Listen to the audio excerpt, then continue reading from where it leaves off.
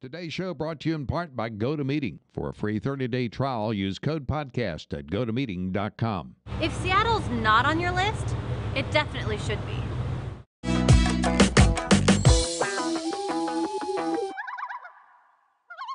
Today finds us in Seattle. Now, Seattle is famous for exactly four reasons: coffee, rain, its indie art scene, and for being a green city.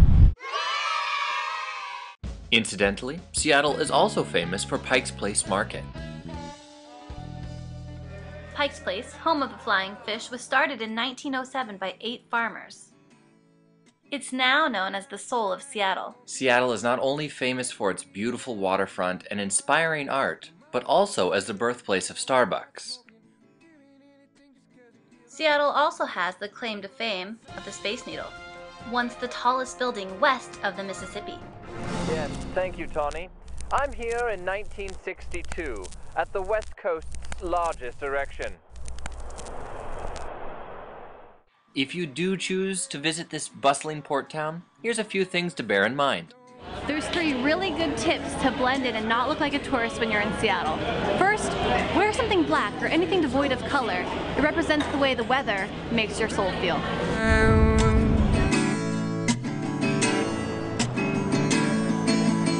To drink a beer so I can feel better. Getting my Number 2, never, under any circumstances, use an umbrella.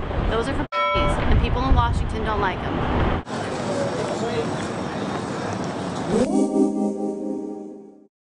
And don't take cheesy pictures in front of the sign.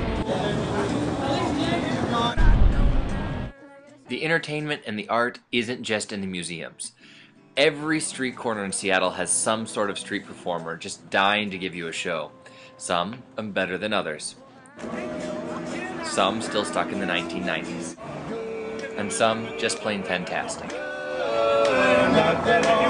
It's like Vegas, only greener. Sugar free on down. You'll have to keep your voices down because we are in the very first Starbucks ever. The genesis of the entire empire.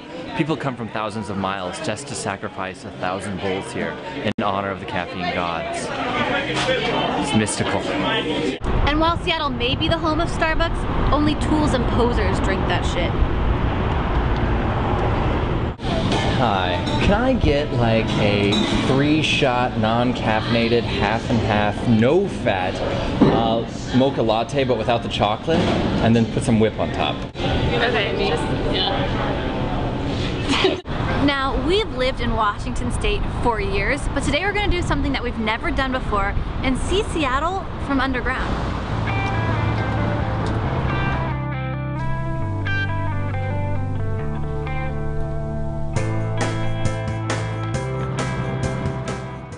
A lot of towns will tell you that their history is right beneath your feet.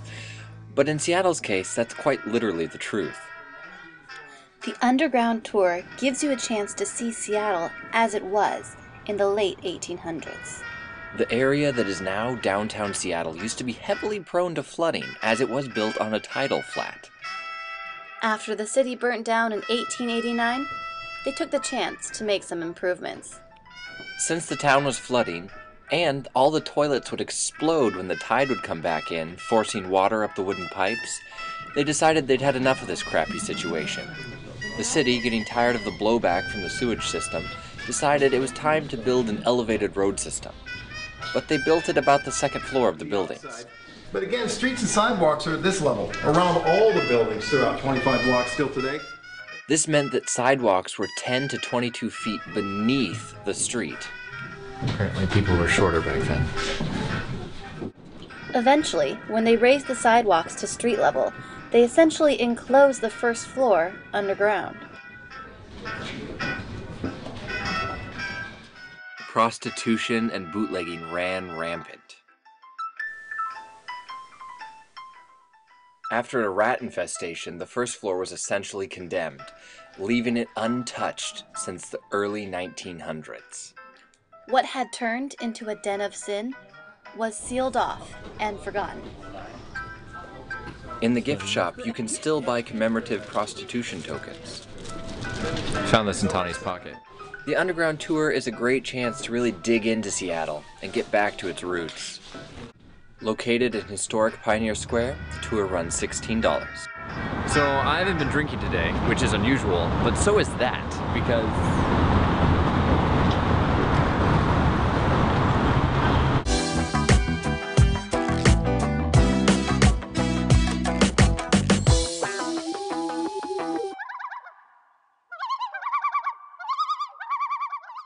Hey Gabe, wanna go for a walk? Gabe?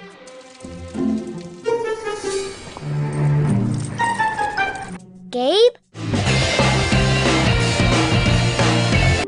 Gabe?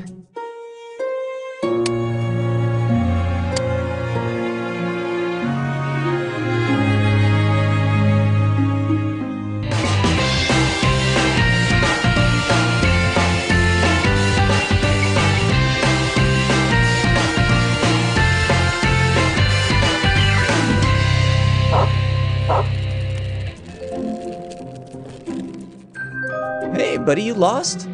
Hold on. If your pet is the adventuresome type, be sure he's connected to Pet Hub. A quick scan using any smartphone shares your pet's vital information, so that even his wildest escapades have a happy ending. Pet Hub, reuniting pets with their families. Come on, Gabe, let's go home.